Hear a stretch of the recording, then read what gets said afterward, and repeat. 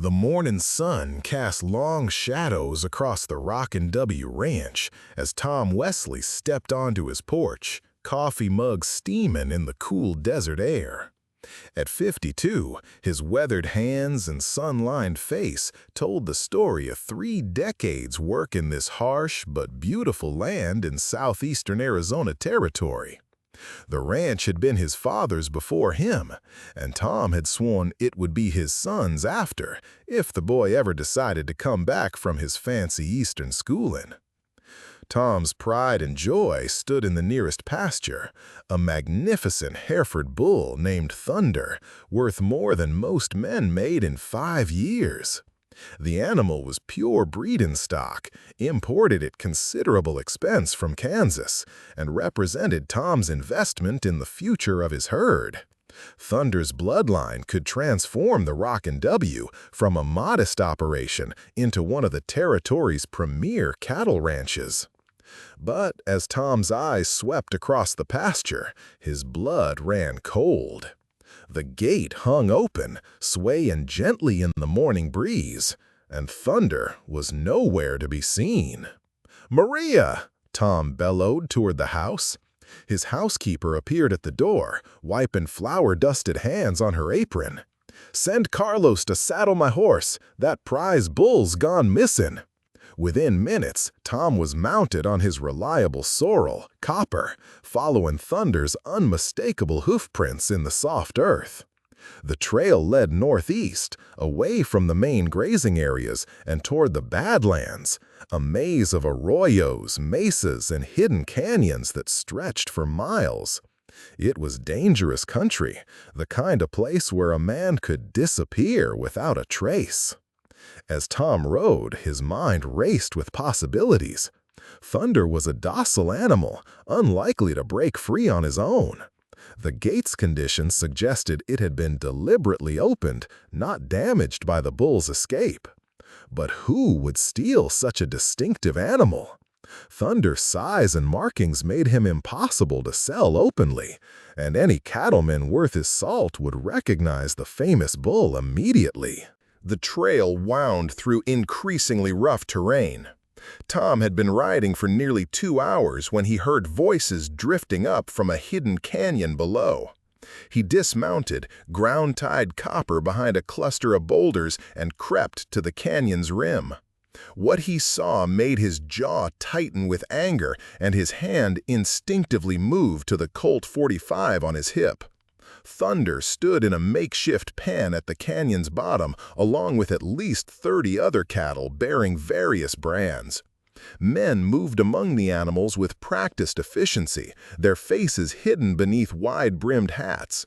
Tom counted 6 rustlers, all armed, all working with the casual confidence of men who believed themselves safe from discovery. But it was the 7th man that made Tom's blood boil. Standing near a cooking fire, giving orders with the authority of a leader, was Jake Morrison, Tom's former foreman, a man he'd trusted like a brother until Morrison had been caught stealing from the ranch's coffers 6 months ago. Tom had given him a choice: leave the territory or face the sheriff. Morrison had chosen to leave, but apparently he'd only gone as far as this hidden canyon. "Easy does it, boys," Morrison was saying to his men. "That Hereford bull alone is worth a small fortune to the right buyer down in Mexico. We'll alter his brand, give him a week to heal, then move the entire herd south." Tom had heard enough. He began to ease back from the canyon rim, planning to ride hard for town and return with Sheriff Garrett and a posse. But as he moved, a loose stone skittered down the canyon wall. The sound wasn't loud, but in the desert silence, it might as well have been a gunshot. Morrison's head snapped up, his hand dropping to his weapon. "Boys, we got company up on the rim." Tom abandoned stealth and ran for his horse, but Morrison's men were already scrambling up the canyon walls like lizards. The first rifle shot cracked behind him as he swung into the saddle, the bullet whining off a rock inches from his head. Copper was a good horse, sure-footed and fast, but the rustlers knew this country as well as Tom did. They'd chosen their hideout carefully, with multiple escape routes and defensive positions.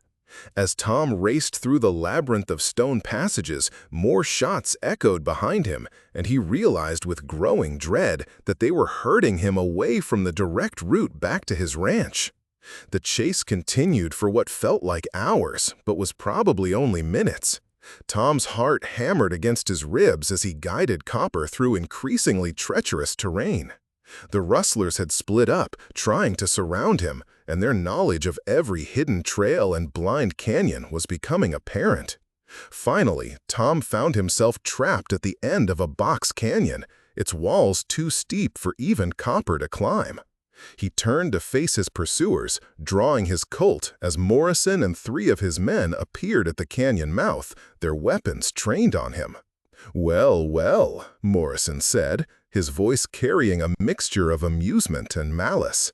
"Tom Wesley, always sticking his nose where it don't belong. Shoulda minded your own business, Tom. Like you shoulda stayed gone when I gave you the chance, Jake." Tom kept his gun steady, though he was outnumbered 4-1. "Taking my bull was a mistake. Folk'll notice when thunder goes missing." Morrison laughed, a harsh sound that echoed off the canyon walls. "See, that's where you're wrong, old friend. Ain't nobody gonna notice nothing because you ain't gonna be around to report it missing." The rustlers' weapons remained trained on Tom, their faces hard with the resolve of men who'd already crossed the line into murder. Tom's mind raced, calculating angles and distances, but the mathematics of the situation were grim. 4 against 1, with no cover and no escape route. But Tom Wesley hadn't survived 30 years on the frontier by giving up when the odds were against him. His finger tightened on his Colt's trigger as he prepared to sell his life as dearly as possible. "Tell you what, Jake," Tom said, his voice steady despite the circumstances. "You let me ride out of here, and I'll give you a day's head start before I bring the sheriff back. That's more courtesy than you showed me when you were stealing from my ranch." Morrison's grin widened.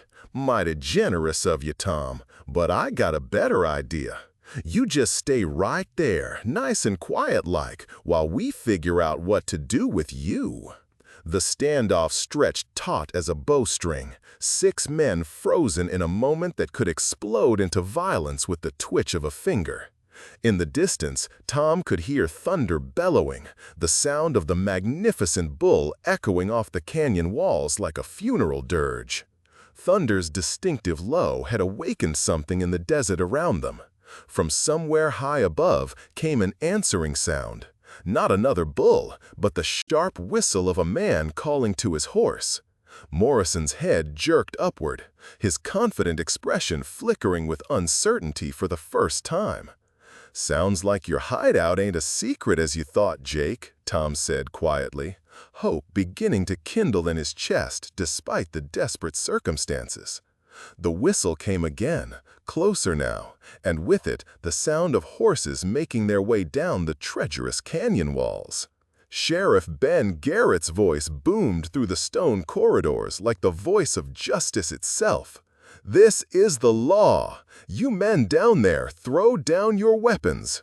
Morrison cursed viciously, his trap suddenly becoming a cage.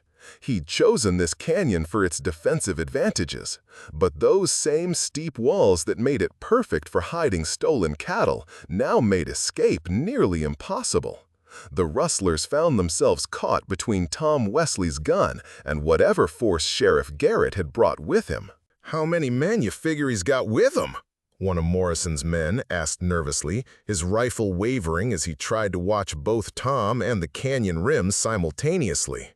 "Don't matter," Morrison snarled, but sweat beaded on his forehead despite the morning chill. "We knew this day might come. Question is, do we go down fighting or do we try to bargain our way out?" The sound of boots on stone grew closer, and Tom could see the glint of rifle barrels appearing at various points along the canyon rim. Sheriff Garrett had brought a proper posse, and they had the high ground. The rustlers were trapped like rats in a barrel. "Jake Morrison!" Garrett's voice echoed with authority. "I got 8 men up here with repeating rifles. You boys are surrounded. Only question now is how many of you want to die today?" Tom watched Morrison's face cycle through anger, calculation, and finally resignation. The former foreman had always been smart enough to know when he was beaten, which was probably why he'd chosen theft over violence in the first place. But desperation could make a man do foolish things, and Morrison was cornered now, with nowhere to run. "What's it gonna be, Jake?" Tom asked quietly. "You gonna add murder to rustling, or are you gonna be smart for once in your miserable life?" The canyon fell silent, except for the nervous shifting of horses and the distant sound of thunder's occasional bellow. Morrison's gun remained pointed at Tom's chest, but his grip had loosened slightly, and Tom could see the internal struggle playing out behind his former foreman's eyes. The silence stretched until it became almost unbearable, broken finally by the metallic click of a rifle being cocked somewhere high above them. The sound seemed to make Morrison's decision for him. Sheriff Garrett's voice carried absolute authority as it echoed through the canyon. "I'm gonna count to 3, Morrison. After that, my boy starts shooting, and we sort out the details later." The pause that followed was pregnant with menace. 1. Tom watched Morrison's face transform as the reality of his situation finally penetrated his desperation. The rustler's eyes darted between Tom's steady Colt and the rifles gleaming from the canyon rim above. His men shifted nervously, clearly ready to follow whatever lead their boss gave them, but just as clearly hoping he'd choose surrender over suicide. 2. Garrett's count continued remorselessly. Morrison's shoulders sagged in defeat. All right, he called up to the rim. "Don't shoot, we're putting down our guns." The relief Tom felt was so intense it nearly buckled his knees. But he kept his weapon trained on Morrison until he saw all 4 rustlers carefully place their rifles and sidearms on the ground. Only then did he allow himself to holster his Colt, though his hand remained ready to draw again if needed. Garrett and his posse descended into the canyon with the careful precision of experienced lawmen. Tom recognized several faces among them. Doc Hansen, who served as deputy when needed, Pete Mullins from the general store, and young Billy Crawford, whose enthusiasm for adventure often exceeded his good sense, but whose marksmanship was beyond question. "Much obliged for the help, Ben," Tom said as the sheriff approached. "How'd you know to come looking?" Garrett's weathered face creased into a slight smile. "Maria came into town at full gallop about an hour after you left. Said you'd gone after rustlers alone, and she had a bad feeling about it. Woman's got good instincts." As the posse secured the prisoners, Tom walked through the makeshift pen, examining the stolen cattle. Besides Thunder, he recognized brands from at least 6 different ranches. This had been a major operation, not just the work of desperate drifters, but an organized gang that had been systematically bleeding the territory's ranchers. "Jake," Tom said, approaching his former foreman as Garrett secured the manacles around Morrison's wrists, "why'd you do it? The stealing from the ranch, I could almost understand. Times get hard, a man makes poor choices. But this? Organizing a whole rustling operation?" Morrison looked up at him with eyes that held more weariness than defiance. "You ever been desperate, Tom? Really desperate? Not just short on cash, but facing the prospect of dying broke and forgotten?" He shook his head bitterly. "Course you haven't.